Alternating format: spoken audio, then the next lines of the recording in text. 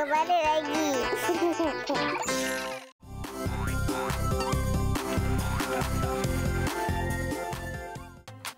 Hai Mati. Lagilah, pergi mana tadi? Saya baru balik dari masa depan. Masa hadapan? Apa yang kamu buat sebenarnya di masa hadapan tu? Saya tengok laporan Kids on 2 untuk hari ini. Oh, apa laporannya? Bagaimana isi kandungannya? Masalahnya, saya tak boleh beritahu sebab itu dah menyalahi peraturan pengembaraan masa. Wah, pandailah kamu kelentong kami ya.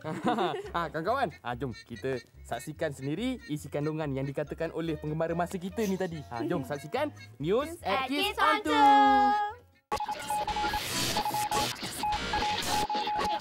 News at Kids on 2. Terima kasih kerana bersama kami di News at Kids on 2. Laporan khas kami hari ini membawa tajuk Sindrom Malas. Malas boleh diertikan sebagai satu sikap di mana seseorang enggan bertanggungjawab atau tidak mahu berusaha. Malas merupakan satu tabiat yang sukar diubah kecuali dengan keazaman yang kuat. Agaknya kawan-kawan kita ada tak sikap malas ni? Mari kita tanya mereka.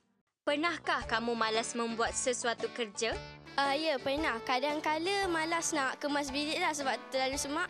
Ataupun kadang-kadang rasa bila nak kena buat ulang kaji. Sebab ada banyak ulang kaji nak buat, jadi rasa malas sikit lah. Kadang-kadang saya malas nak bersih bilik tidur.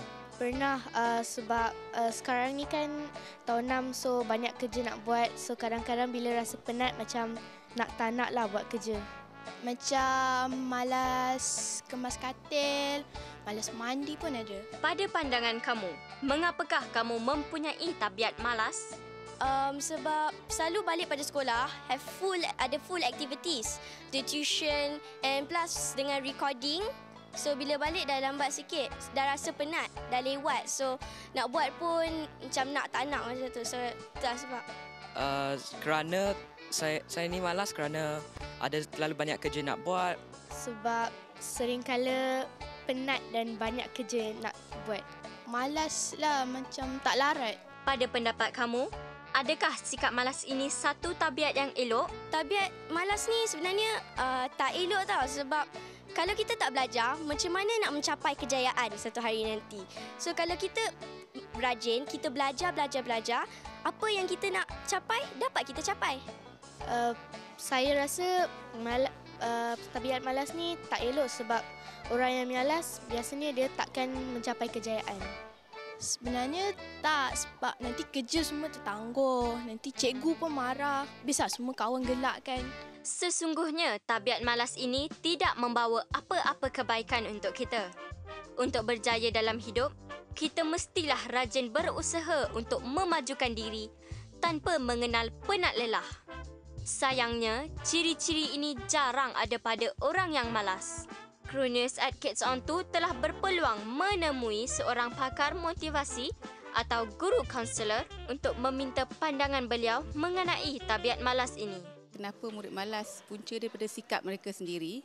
Kalau dalam pelajaran kita fokuskan kepada pelajar yang sukar menguasai aktiviti pelajaran, jadi mereka akan jadi malas. Sebagai guru bimbingan dan kaunseling, aktiviti yang boleh kami jalankan untuk menguasai gejala malas ni selalunya kami berikan games atau permainan yang menarik minat mereka dan teroka apa yang mereka alami. Dari situ kita dapat mengenal pasti punca mereka malas. Semoga kawan-kawan menerima dengan baik nasihat tetamu kita tadi. Ingat ya kawan-kawan, buang yang keruh, ambillah yang jernih. Berazamlah untuk buang tabiat malas agar lebih mudah bagi kita mencapai impian di masa hadapan. Begitulah kesudahan laporan kami untuk hari ini. Jumpa lagi minggu hadapan di News at Kids on 2 pada masa yang sama. Inilah sindrom ni memang banyak terdapat di kalangan kanak-kanak. Malas bangun tidur, malas pergi sekolah, malas buat kerja rumah, malas tolong ibu bapa. Banyak lagi lah malasnya. Betul. Kamu semua ada macam tu tak? Kenapa kamu ni? Ni mesti ada ni sikit-sikit ni kan? Jadi tanpa rasa malas-malas, jom kita saksikan kartun. Kacang! Saksikan! Kena ubah tu tau.